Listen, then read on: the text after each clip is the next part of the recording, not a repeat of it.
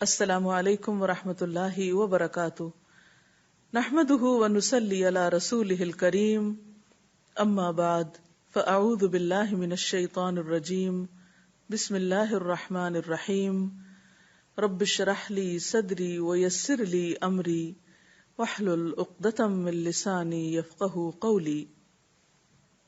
عن عبد اللہ قال قال رسول اللہ صلی اللہ علیہ وسلم لا ينتج اثنان دون صاحبهما فإن ذلك يحزنه، رواہ ابو داود۔ سیدنا عبداللہ رضی اللہ عنہ سے روایت ہے کہ رسول اللہ صلی اللہ علیہ وسلم نے فرمایا، دو آدمی اپنے تیسرے ساتھی کو چھوڑ کر آپس میں سرگوشی نہ کریں، اس لیے کہ ایسا کرنا اس تیسرے آدمی کو غمگین کر دے گا۔ اس حدیث میں رسول اللہ صلی اللہ علیہ وسلم اخلاق کی بہترین تعلیم دے رہے ہیں۔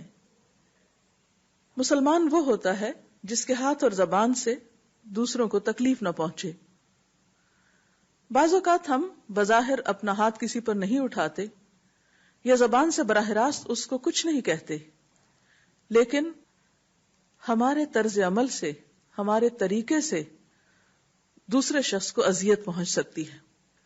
ایسی ہی چیزوں میں سے ایک چیز سرگوشی ہے کہ انسان کسی ایسی مجلس میں جہاں صرف 3 لوگ ہوں تو 2 لوگ آپس میں گفتگو شروع کر دیں، چپکے چپکے کانوں میں ایک دوسرے سے بات کریں، اور تیسرا شخص بالکل الگ تھلگ کر دیا جائے اور وہ لیفٹ آؤٹ فیل کرے، تو یہ چیز اس تیسرے کے لیے غم کا باعث ہو سکتی ہے، کیونکہ وہ یہ سوچ سکتا ہے کہ شاید یہ گفتگو میرے ہی خلاف ہے، شاید اس میں اس کے خلاف کوئی سازش کی جا رہی ہے، یا یہ کہ وہ اس کا مرتبہ یا مقام کم ہے کہ اس کو اس گفتگو میں شریک نہیں کیا گیا یا اس کو شریک مشورہ نہیں کیا گیا۔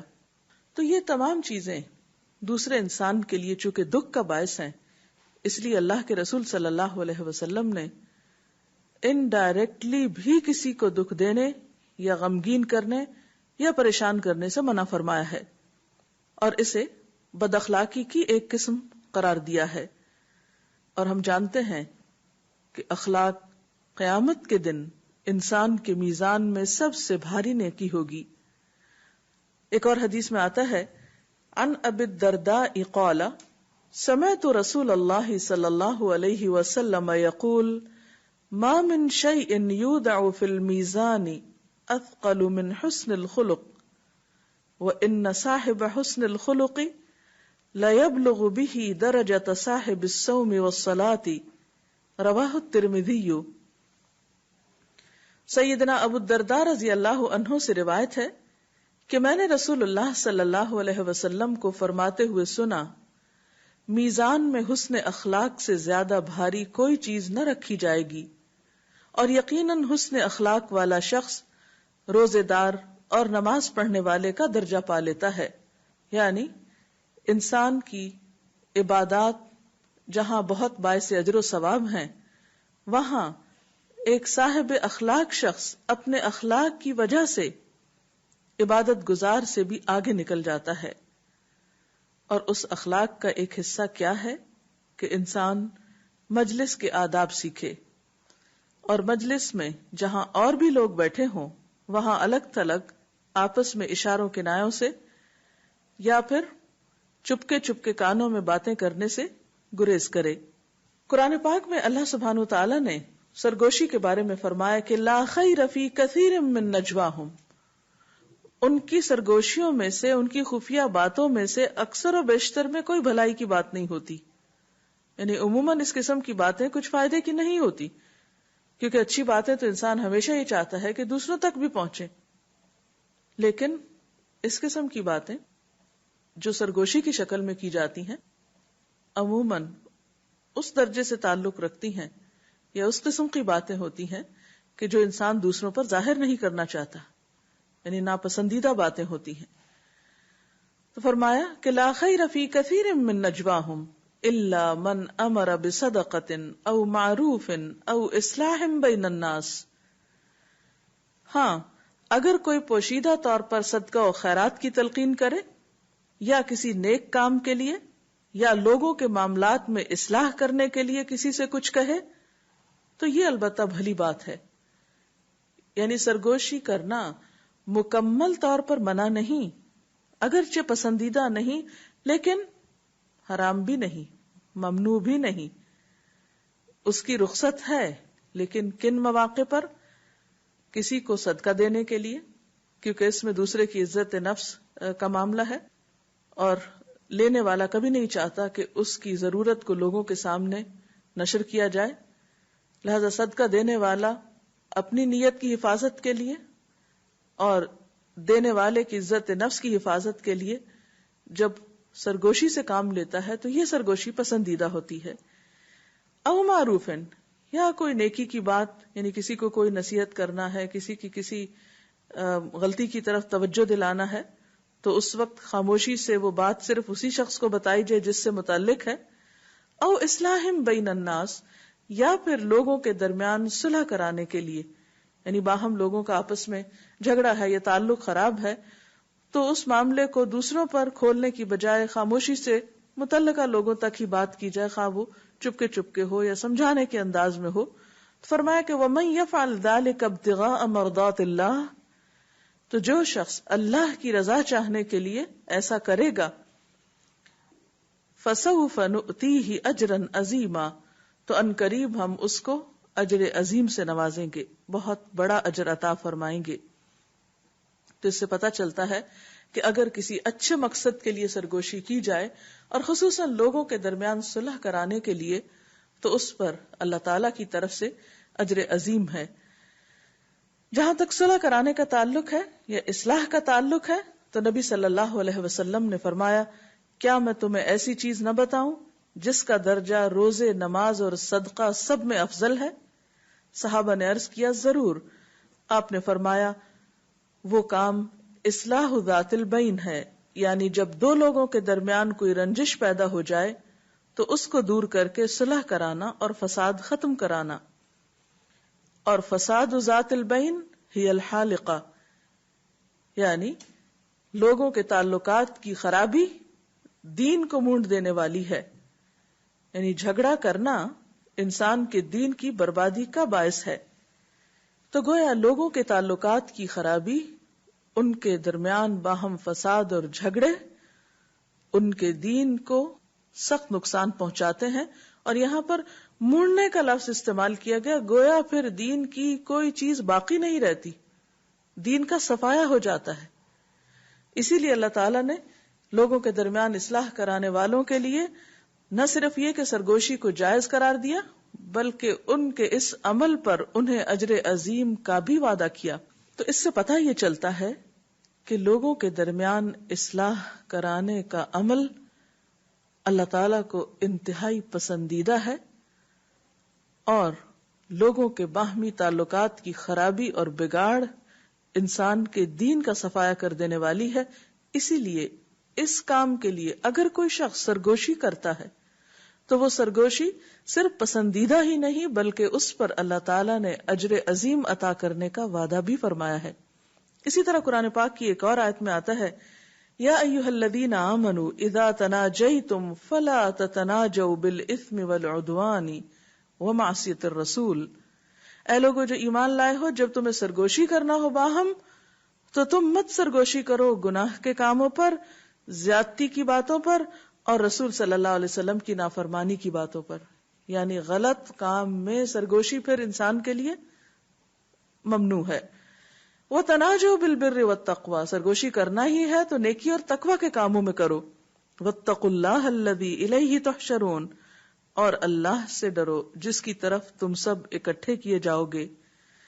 إِنَّمَا النَّجْوَى مِنَ الشَّيْطَانِ، سرگوشی تو شیطان کی طرف سے ہوتی ہے. لِيَحْزُنَ الَّذِينَ آمَنُوا، تاکہ غمگین کرے ان لوگوں کو جو ایمان لائے. وَلَيْسَ بِضَارِّهِمْ شَيْئًا، اور وہ ان کو کسی قسم کا کوئی نقصان نہیں دے سکتا، إِلَّا بِإِذْنِ اللَّهِ، مگر اللہ کے اذن سے. وَعَلَى اللَّهِ فَلْيَتَوَكَّلِ الْمُؤْمِنُونَ، اور اللہ پر چاہیے کہ توکل کریں اہل ایمان.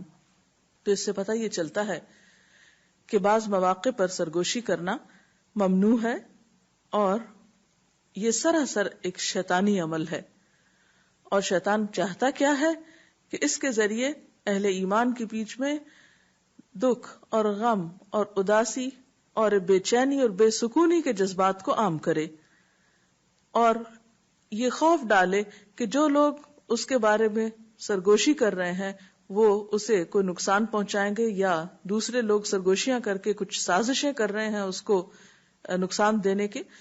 تو فرمایا کہ نہیں، اللہ کے اذن کے بغیر کوئی کسی کو نقصان نہیں دے سکتا. تو اس آیت سے ہمیں پتہ چلتا ہے کہ جہاں ایک طرف سرگوشی کرنے والوں کو غلط باتوں پر سرگوشی کرنے سے منع کیا جا رہا ہے، وہاں دوسری طرف وہ لوگ جو یہ سمجھتے ہوں کہ ان کے خلاف سرگوشی کی جا رہی ہے، یا وہ کسی کی سرگوشی کی وجہ سے کسی سازش کا شکار ہو سکتے ہیں، تو انہیں بھروسہ رکھنا چاہیے، اطمینان رکھنا چاہیے کہ اللہ کے اذن کے بغیر کسی کی سرگوشیاں، کسی کی سازشیں، کسی کی چالیں انہیں کوئی نقصان نہیں دے سکتی، اور ان سب چیزوں کا توڑ اللہ پہ توکل اور بھروسہ ہے، اور اس بات کا یقین ہے کہ ہر قسم کا نفع اور نقصان اللہ کے ہاتھ میں ہے. بہرحال ہمارا دین ہمیں بہترین طرح کے آداب سکھاتا ہے، اور ان آداب میں سے ایک ادب یہ ہے کہ انسان کسی بھی مجلس میں بیٹھ کر ایسی کسی حرکت سے گریز کرے جو دوسروں کے لیے تکلیف اور اذیت کا باعث ہو.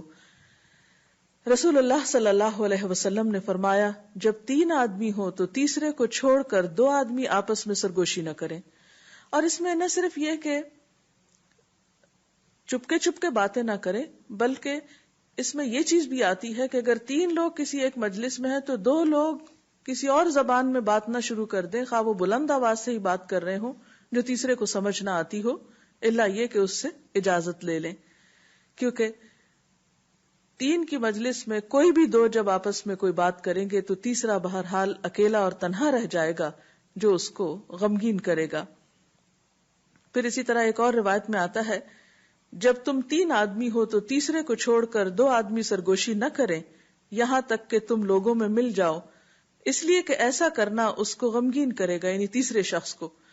تو اس حدیث سے بھی پتہ یہ چلتا ہے ہمیں کہ جب کسی بھی مجلس میں 3 لوگ ہوں تو 2 لوگ الگ سے بات نہیں کریں، بلکہ اگر ضرورت ہو تو زیادہ لوگوں کے پاس چلے جائیں اور وہ تیسرا شخص جو تنہا رہ رہا ہے اسے کسی اور کے ساتھ گفتگو میں مصروف کر دیں. یاد رکھیے کہ اسلام میں کوئی بھی ایسا عمل جس سے کسی دوسرے مسلمان کی عزت پامال ہوتی ہو، کسی دوسرے مسلمان کو دکھ اور اذیت پہنچتی ہو، اسے ناپسند کیا گیا ہے. عام طور پر سرگوشیوں میں چغلی، غیبت، عیب جوئی یا کسی کا مذاق اڑانا شامل ہو سکتا ہے. یہ تمام چیزیں اخلاق سے گری ہوئی ہیں، ان سے پرہیز کرنا لازم ہے، کیونکہ ایک مومن کی عزت اللہ تعالی کے نزدیک مسجد حرام، شہر حرام، بلد حرام سے بھی بڑھ کر ہے.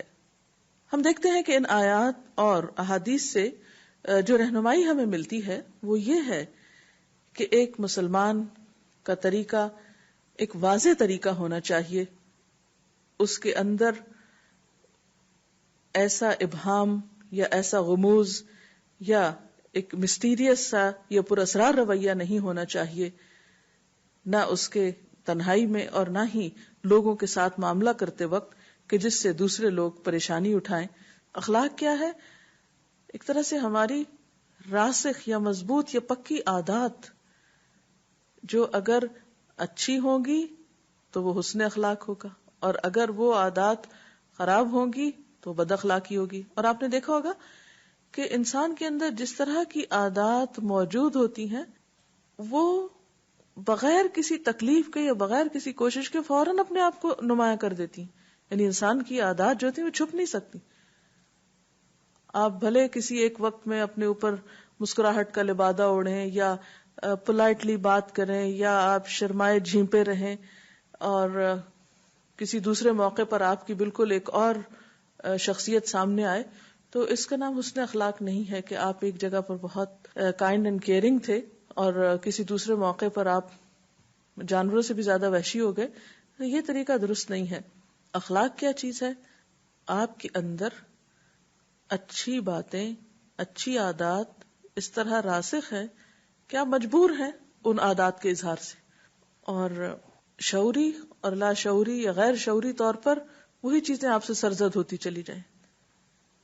اس لیے والدین کی بہت بڑی ذمہ داری بنتی ہے کہ بچپن سے ہی بچوں کے اندر اچھی عادات پیدا کریں تاکہ بڑے ہو کر ان کو حسن اخلاق کو اپنانے میں مشکل کا سامنا نہ کرنا ہو. حسن اخلاق دراصل انسان کا ایک رویہ ہے جو خوبصورتی پر مبنی ہوتا ہے، اور اس کی جڑیں انسان کے دل میں اتری ہوئی ہوتی ہیں، یعنی انسان کے انر سیلف میں ہوتی ہیں.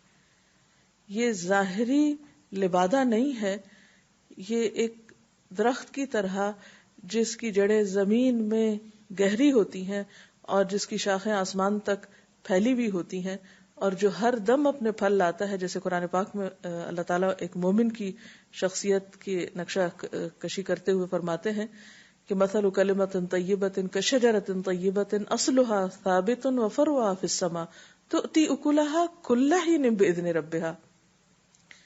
کہ اچھی کلمے، اچھی بات کی مثال کیسے؟ جیسے ایک اچھا پاکیزہ درخت ہوتا ہے جس کی جڑیں زمین میں گڑی ہوئی ہیں، راسخ ہیں، اور جس کی شاخیں آسمان تک پھیلی ہوئی ہیں، جو ہر آن اپنے رب کے اذن سے پھل دیتا ہے. ایور گرین پودا ہے، ہمیشہ اس سے پھل ہی آتے ہیں. تو اسی طرح مومن کا اخلاق بھی کیا ہے کہ وہ اس کے اندر راسخ شدہ عادات ہیں جس کا اظہار ہر آن ہوتا چلا جاتا ہے، وہ بھی ایور گرین ہوتا ہے. یہ نہیں کہ کبھی اس کے اخلاق پر خزاں چھائی ہوئی ہے، کبھی اس کا موڈ اچھا نہیں تو وہ جو جی چاہے کرے، اور جب موڈ اچھا ہو تو وہ حد سے بڑھ جائے. یہ اخلاق نہیں ہے. جی آپ کچھ کہیں؟ حسن اخلاق کے حوالے سے ہی ایک اور پہلو کی طرف میں چاہوں گی کہ آپ روشنی ڈالیں. جیسا کہ آپ نے فرمایا کہ حسن اخلاق جو ہے وہ انسان کے اندر راسخ شدہ عادات ہیں، تو کیا اس کا تعلق انسان کی فطرت سے ہے یا تربیت کا بھی کوئی عنصر اس میں شامل ہے؟ دونوں چیزیں ہیں. انسان کی یعنی کچھ چیزیں گاڈ گفٹڈ ہوتی ہیں، کچھ مزاج اور طبیعتیں مختلف ہوتی ہیں دوسروں سے، پھر ماحول کا اثر بھی ہوتا ہے، تعلیم و تربیت کا بھی ہوتا ہے، اور یقینی طور پر والدین کی تربیت کا بھی ہوتا ہے. اس لیے والدین کی ذمہ داری بنتی ہے کہ بچپن سے ہی بچوں کے اندر اچھی عادات اور اچھے اخلاق کو پیدا کرنے کی کوشش کریں تاکہ بڑے ہو کر انہیں بہت سی چیزیں عادت بنانے میں مشکل کا سامنا نہ کرنا پڑے. ورنہ وہ لوگ جو غلط عادتوں پر بچپن سے پکے ہو جاتے ہیں، پھر بڑے ہو کر جب ان کے اندر تبدیلی کرنا پڑتی تو مشکل ہوتی. لیکن اس کا یہ مطلب نہ سمجھا جائے کہ اگر بچپن سے کسی چیز کی عادت نہیں پڑی تو اب وہ ہوپ لیس کیس ہے، اب ہو ہی نہیں سکتا. یہ ایسا نہیں، کوشش سے سب کچھ ہو سکتا ہے. اصل بات یہ کہ انسان نیت اور ارادہ کرے اور اس کے بعد پھر ضبط نفس اختیار کرے اور اپنے آپ کو اچھائی پر جمائے اور استقامت اختیار کرے اور اللہ سے مدد مانگے، تو پھر مشکل نہیں ہوتی. حسن اخلاق کے حوالے سے ایک اور اینگل جو ذہن میں آ رہا ہے وہ یہ کہ بعض اوقات ایسا ہوتا ہے کہ ہم بہت اچھے اخلاق اپنانے کی کوشش کرتے ہیں اور ان پر عمل پیرا بھی ہوتے ہیں، لیکن بعض ایسی کیفیات آتی ہیں کہ اس حسن کے معیار سے ہم تھوڑا نیچے چلے جاتے ہیں. تو ایسی صورت میں کیا کرنا چاہیے؟ ایسی صورت میں پلٹ آنا چاہیے. پلٹنا بھی انسان کے اپنے ہاتھ میں ہے. یعنی بہت سی چیزیں ہمارے اوپر اثر انداز ہوتی ہیں. بعض اوقات کچھ اندرونی اسباب ہوتے ہیں، بعض اوقات بیرونی اسباب ہوتے ہیں. کبھی موسم کا اثر ہے، کبھی بھوک لگی ہے انسان کو، کبھی کوئی بیماری ہے. آپ نے دیکھا ہوگا عام طور پہ بیماری میں لوگ چڑچڑے ہو جاتے ہیں، یا کوئی خاص بات ہے ذہن میں جو انسان کے لیے دکھ اور پریشانی کا سبب بنی ہوئی ہے، تو یا کوئی نقصان ہو گیا ہے. تو آپ نے دیکھا ہوگا کہ بہت سے لوگ جسمانی یا روحانی یا کسی بھی قسم کے حادثے سے جب گزرتے ہیں تو ان کے اوپر ایک وقتی طور پر ایک کیفیت آتی ہے. لیکن ایسی کیفیات کو دیر تک اپنے اوپر طاری نہیں رہنے دینا چاہیے، کیونکہ پھر وہ عادت بننے لگتی ہے انسان کی. ایسے میں انسان کے دوست، احباب، رشتہ دار جو قریب کے لوگ ہیں انہیں اس شخص کو ایک سہارا دینا چاہیے اور اس کیفیت سے باہر نکال لینا چاہیے، کیونکہ مستقل طور پر یہ چیزیں پھر انسان کی آخرت کے لیے نقصان دہ ہو جاتی ہیں. اور پلٹنے کا پھر ارادہ اور نیت جو بھی کرے گا اللہ تعالیٰ اس کو بہتر سے بہتر عطا کرے گا. اور جیسے حدیث میں آتا ہے من یستعفف یعفہ اللہ، جو پاک دامنی اختیار کرنا چاہے گا اللہ تعالیٰ اس کو عطا کر دے گا، جو بے نیاز ہونا چاہے گا اللہ اسے بے نیازی دے دے گا، جو صبر کرنا چاہے گا اللہ اس کو صبر دے دے گا. جس سے پتہ چلتا ہے کہ یہ سب چیزیں کوشش کے ساتھ ہیں. یعنی انسان کی شخصیت کی تعمیر بغیر محنت اور کوشش کے نہیں ہوتی. جب انسان ایک جگہ ایک بات میں غلطی کرے تو غلطی کے اوپر اصرار نہ کرے. ایک چیز خراب ہو گئی تو اب اس خراب کو ہی اچھا نہ سمجھنے لگے، اس خراب کو خراب سمجھتے ہوئے اس کی اصلاح کی فکر کرے. اس کے ساتھ ہی ہمارے آج کے پروگرام کا وقت ختم ہوتا ہے. اللہ تعالیٰ سے دعا ہے کہ وہ ہمیں بہترین اخلاق سے نوازے تاکہ ہم دنیا اور آخرت دونوں میں کامیاب ہو سکیں. اب اجازت چاہتے ہیں. السلام علیکم ورحمۃ اللہ وبرکاتہ.